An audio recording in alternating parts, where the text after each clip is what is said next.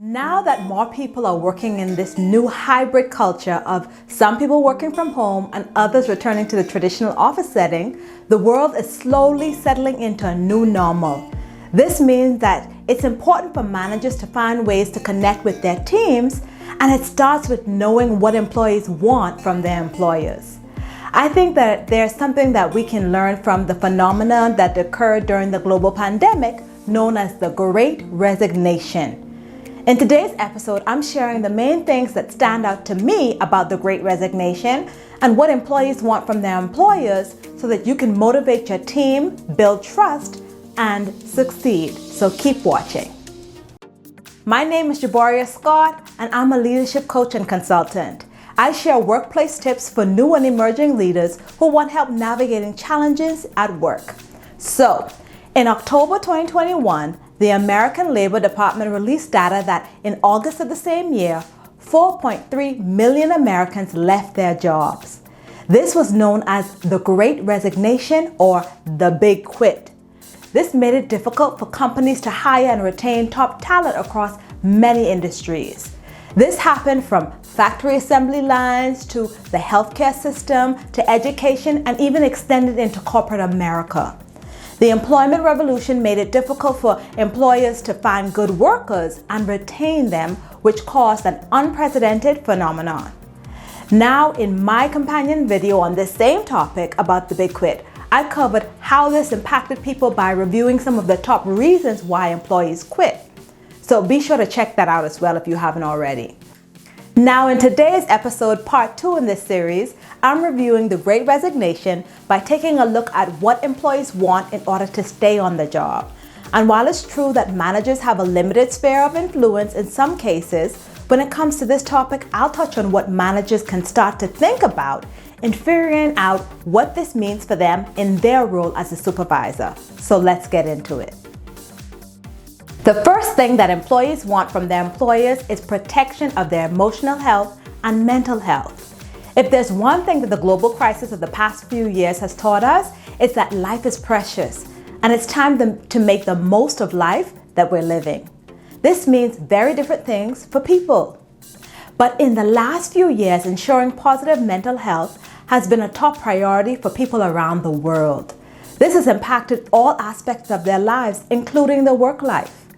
A May 11, 2021 article written by Arlene S. Hirsch and published by SHRM.org called Supporting Mental Health in the Post-Pandemic Workplace states that in many workplaces, there is still a stigma around discussing employee mental health conditions.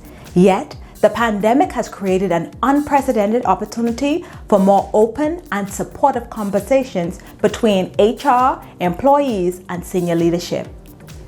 People want to work in an environment where they can thrive and feel good about the work that they do. This means that people want to work in healthy work environments free of toxic behavior, microaggressions, or stress that leads to burnout.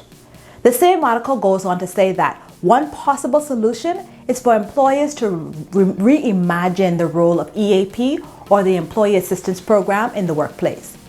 Here's an excerpt. During the pandemic, many companies added or expanded employee assistance programs and services to help employees cope. That need is likely to continue for employees who are transitioning back into the office and for those who are continuing to work remotely. One thing that managers can do to encourage a healthy workplace is to look at how your supervision contributes to a safe and healthy work culture and positive environment. As a supervisor, you can check in with team members. Let them know that they matter just as much as the work matters, if not more. Leading by example, you can create a teamwork environment that ensures the success of each and every team member. Type "No team member left behind" if you agree with this point. The second thing that employees want from their employers is to work in an agile workforce with increased flexibility. Working from remote locations during the pandemic has taught us all that many jobs can be done successfully away from the traditional office space. Remote work gives people a sense of freedom and autonomy. It also frees them from some of the common stresses often found in the workplace that I mentioned in my first tip. There's been a mindset shift. Here's what you can do. Incorporate agile working strategies. This means that you can introduce strategies focused on the work activity more than it focuses on where the employee is located when they work. A SHRM article called How to Develop an Agile Workforce states that workforce agility is needed now more than ever.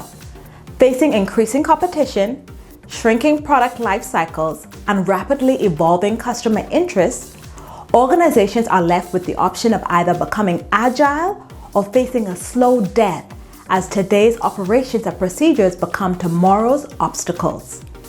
The article also says that it's an organization's ability to alter its direction or adjust to operate successfully. An agile organization requires its workforce to swiftly adapt to the changes needs of the customers, employees, and the marketplace. An example of this is that many employees can work where they want to as long as the goals and deadlines are met. This model is less about managerial control over the employee and more about holding employees accountable by making each individual an equal partner in the accountability process. Click the like button if you agree that more companies should explore agile work strategies.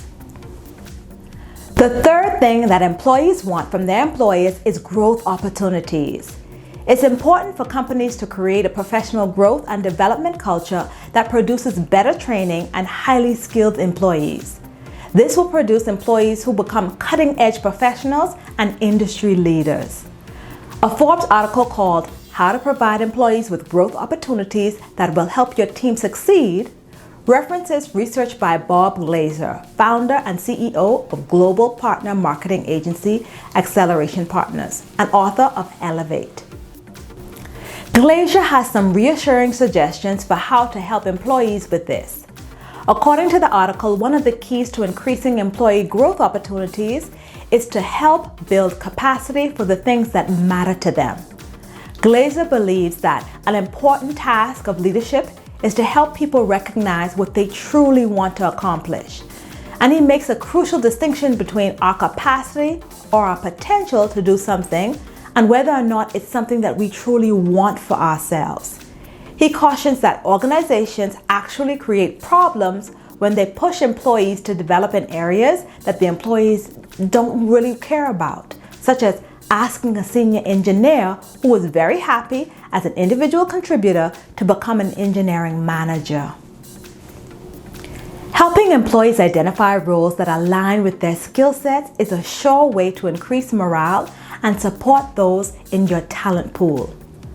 The employee's personal commitment to professional development is also a part of that.